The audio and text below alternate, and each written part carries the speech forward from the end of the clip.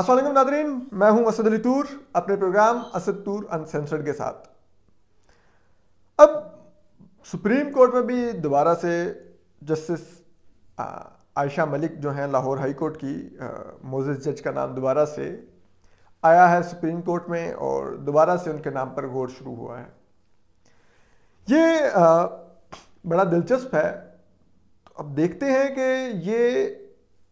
क्या फैसला होता है उनके बारे में।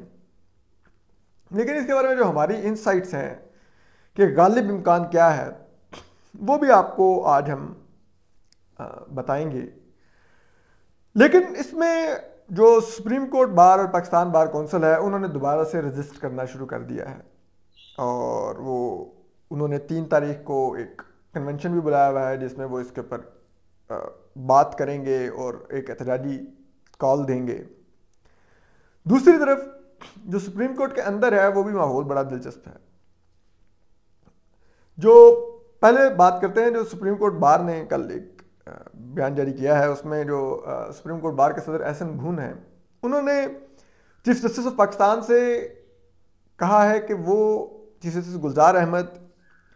जो नए जज की तैनाती है सुप्रीम कोर्ट में, जो खाली वैकेंसी है उसको अगले चीफ जस्टिस पर छोड़ दें, यानी कि जस्टिस उमरताब बंदयाल पर। क्योंकि उनका कहना है कि आपके रिटायरमेंट के पीछे 25-26 दिन रह गए हैं तो आप मत एक नया जज तैनात करके जाएं, क्योंकि 1 फरवरी को चीफ जस्टिस गुलजार अहमद ने रिटायर हो जाना है। दूसरी तरफ जो चीफ जस्टिस हैं उन्होंने फिर भी 5 तारीख को इजलास बुला रखा है। अब बात यह है कि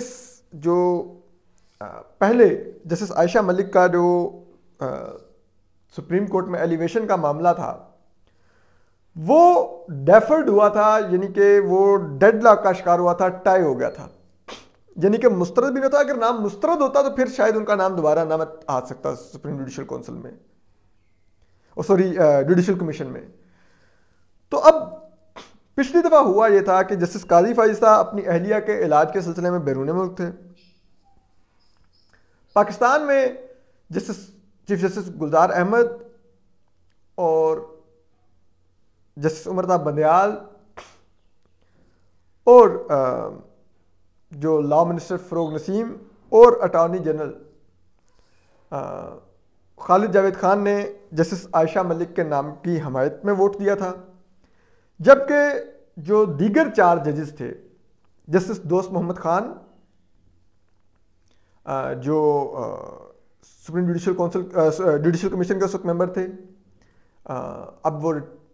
उनकी 2 साल की मुद्दत पूरी हो गई है तो वो अब नहीं है मेंबर, जबकि जस्टिस मकबूल बाकिर,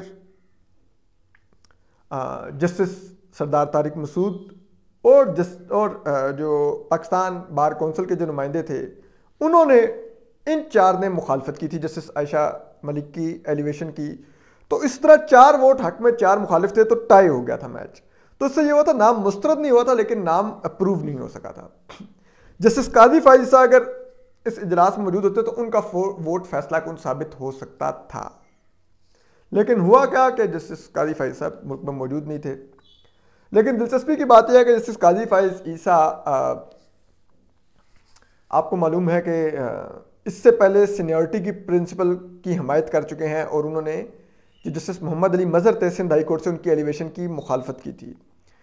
तो अब यहाँ पर भी अगर उन्होंने सीनियरिटी के प्रिंसिपल पे कायम रहना था तो उन्होंने मुखालफत में वोट देना था। लेकिन अगर एक खातून जज के लिहाज से देखा जाए और जो कि जस्टिस आयशा मलिक जस्टिस काजी फाइज़ के साथ माजी में काम भी कर चुकी हैं, तो इसलिए बड़ा ये इस लिहाज से भी दिलचस्प था कि जस्टिस काजी फाइज़ साहब खातून होने की वजह से शायद मुखालफत ना भी करते, तो बड़ा 50-50 था। और इसी वजह से ये बार्स में लोग समझते हैं कि जस्टिस काजी फाइज़ ने जान के इस इजलास में शिरकत से गुरेज किया ताकि उनको अपना वोट ना देना पड़े हमायत या मुखालफत में। लेकिन अब क्योंकि वो मुल्क में मौजूद है तो अब उनको इस इजलास में मौजूद होना पड़ेगा। लेकिन अब जस्टिस दोस्त मोहम्मद खान जिन्होंने पहले मुखालफत में वोट दिया था जस्टिस आयशा मलिक की एलिवेशन के, वो अब 2 साल की मुद्दत पूरी होने के बाद रिटायर हो चुके हैं जुडिशल कमीशन से और अब उनकी जगह जस्टिस सरमद जलाल उस्मानी आए हैं। इनके बारे में जो हमें ज़राए बता रहे हैं कि ये गालिब इम्कान है कि ये क्योंकि जस्टिस चीफ जस्टिस गुलजार अहमद और जस्टिस उमर अता बंदयाल के करीब समझे जाते हैं, और इसीलिए ये बहुत ज़्यादा इम्कान जाहिर किया जा रहा है कि जस्टिस आयशा मलिक की तैनाती के हक में वोट देंगे। और अगर इस सूरत में अगर फिर जस्टिस काजी फायज़ ईसा ने सीनियरिटी के प्रिंसिपल को सामने रखते हुए मुखालफत में वोट दिया भी, तो जस्टिस काजी फायज़ ईसा, जस्टिस मकबूल बाकर, जस्टिस सरदार तारिक मसूद और पाकिस्तान बार कौंसिल के पास 4 वोट होंगे, जबकि जस्टिस आयशा मलिक के हक में फिर जस्टिस सरमद जलाल उस्मानी, चीफ जस्टिस गुलजार Ahmad, justice Umar Ata Bandial, law minister फ़रूग Naseem और अटॉर्नी जनरल खालिद जावेद खान का वोट होगा, और इस तरह उनके पास 5 वोट होंगे, और यूँ justice Ayesha Malik supreme court में एलिवेट होकर आ जाएंगी। ये बड़ा ही एक लिहाज से अहम दिन होगा पाकिस्तान की तारीख में जब एक खातून जज एलिवेट होकर आएंगी।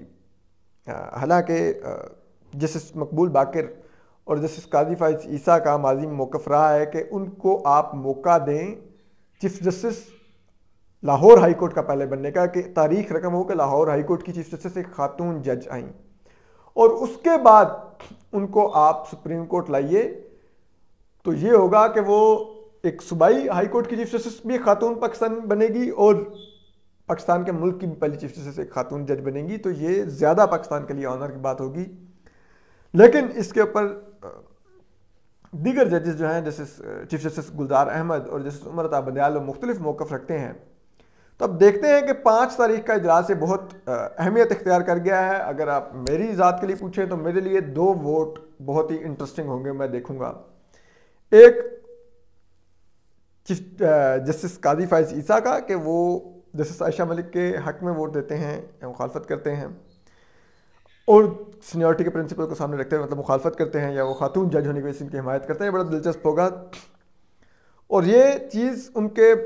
पाकिस्तान भर की बार कौंसिल से ताल्लुकात भी तय करेगा, क्योंकि पाकिस्तान भर की बार कौंसिल उनके साथ, उनके खिलाफ जब एक फ्रिवलेस रेफरेंस दायर किया गया तो उनके साथ खड़ी हुई थी। और दूसरी तरफ जस्टिस काजी फायज़ साहब खुद भी जानते हैं, और पाकिस्तान भर की बार कौंसिल भी जानती हैं कि सुप्रीम कोर्ट में कोशिश हो रही है कि ऐसे जजेस लाए जाएं कि जिनके आगे दोबारा से जस्टिस काजी फायज़ साहब का केस ले जाके क्यूरेटिव रिव्यू में उनको सुप्रीम कोर्ट से निकाला जा सके। तो इसलिए वो रेजिस्ट भी करती हैं और वो फोर्स करती हैं कि नहीं, आप सीनियरिटी के प्रिंसिपल को फॉलो करें। तो अब देखते हैं कि ये बड़ा दिलचस्प है ये तैनाती, तो हम आपको इस पर अपडेट करते रहेंगे। अपना ख्याल रखिए, सलामत रहिए, अल्लाह हाफिज़।